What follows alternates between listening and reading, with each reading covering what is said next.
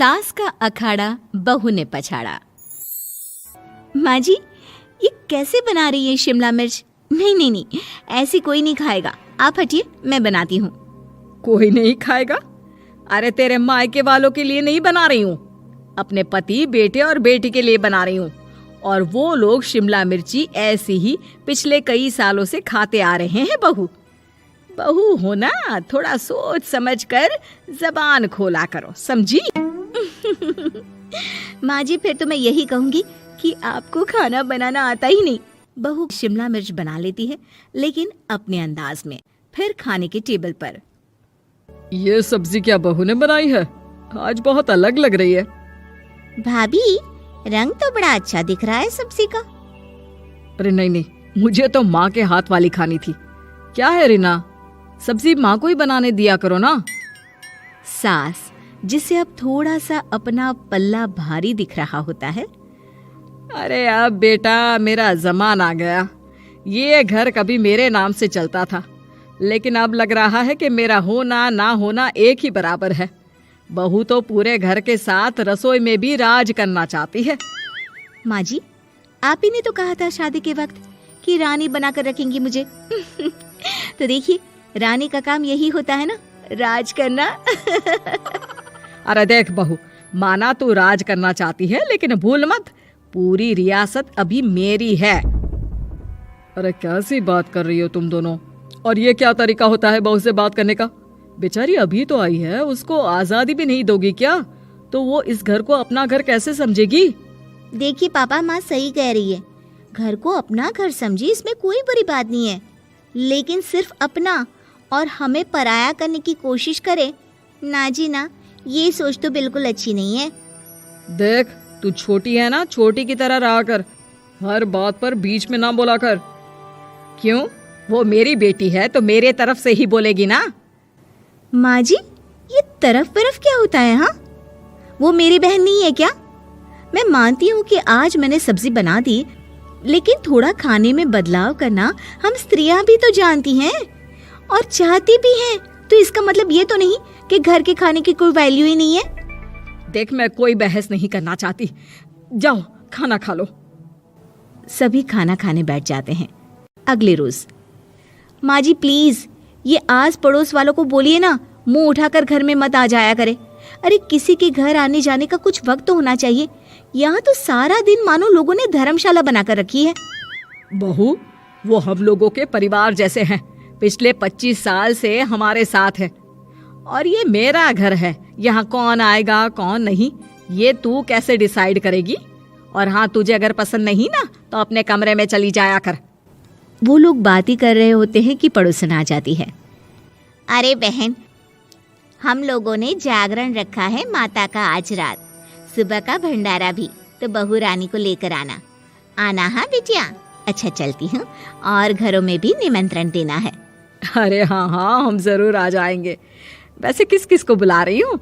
वो तुम्हारी ननद और भाभी भी आ रहे हैं क्या? माँ, क्या आप इनके पूरे खानदान को जानती हैं? अरे भाभी ने ही तो मेरी ननद की शादी की पूरी तैयारियां कराई थी, और मेरे मायके में भी पापा की मौत के बाद वहाँ रहकर इन्होंने ही मुझे संभाला था। इतना तो कोई किसी के लिए नहीं करता। अच्छा, मैं ना फल दे जाऊंगी, काट देना भाभी, मैं दूसरे काम पूरे कर लूंगी। मेरी तो तबीयत खराब है माँ जी, आप ही काट देना सारे फल।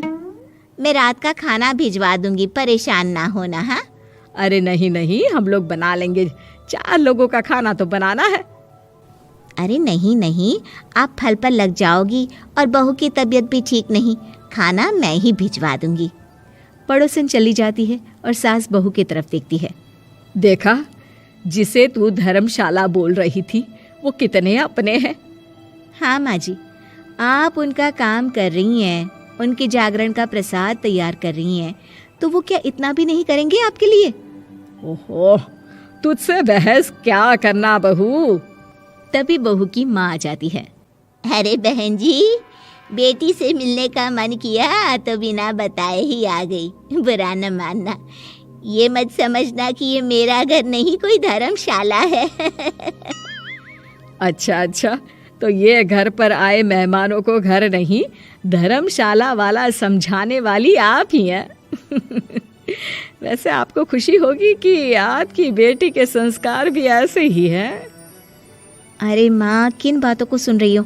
आओ अंदर आ जाओ माँ। माँ बेटी के साथ अंदर आती है तो उसे अचार की महक आती है। हाय रे, कितनी अच्छी महक है। क्या बनाया है बहन जी? अचार बनाया है। आपकी बेटी बोल रही थी कि आप लोग कुछ अलग तरीके से बनाते हैं। मैं तो बस ऐसे ही। हम लोगों के घर पर तो अचार टिकता ही नहीं है। अरे आता ही किसे है अचार बनाना? लेकिन जैसे ही बेटी माँ को कमरे में ले जाती है, क्या है माँ, क्यों आ गई यहाँ पर? बताकर तो आना चाहिए। अरे कैसी बात कर रही है बेटी? माँ को बेटी से मिलने का मन किया तो क्या माँ नहीं आ सकती? आ सकती है माँ, क्यों नहीं, लेकिन तू ना पूरा खेल बिगाड़ रही है। खेल? कैसा खेल बेटी? मुझे भी तो बता देती तो मैं भी खेल लेती। माँ, जब से शादी करके इस घर में आई हूँ ना, सासू माँ ने मेरा घर का रट लगा कर रखा है। अब मैं ये बताना चाहती हूँ कि यहाँ मैं आ गई हूँ। कोई भी चीज़ जो पहले होती थी वो ठीक नहीं थी, तो मैं उसे परफेक्ट करूँगी। अच्छा, यानी बात सिंहासन की है कि पहली रानी को उतारना है। हाँ माँ, तुम्हें जो समझना है समझो, लेकिन बात तो यही है। पर बेटा वो...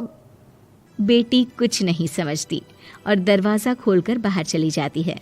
माँ, जो कि एक अच्छी औरत होती है, बेटी को समझाने की कोशिश तो करती है। बाहर सास के सामने माँ कहती है, अरे बहन जी, आप चलिए ना मेरे साथ मेरे घर, बहू का मायका भी देख लीजिए। अरे नहीं नहीं बहन जी, आप ही रुकिए हम लोगों के पास। शाम को जागरण है, वहाँ ले चलेंगे। उसी का प्रसाद तैयार कर रही हूँ। अच्छा, हमें भी तो सिखा दीजिए कैसे तैयार करते हैं। अरे कैसी बात कर रही हो माँ, कितने जागरण करवा चुकी हो तुम। देख बेटी, एक बात गांठ बांध ले, हर बेटी माँ के घर जो होता है वो देखती है, लेकिन सीखती वो सास के पास ही है। सास का संस्कार वो अपनी सास से सीखती है, जो वो अपनी बहू को देती है।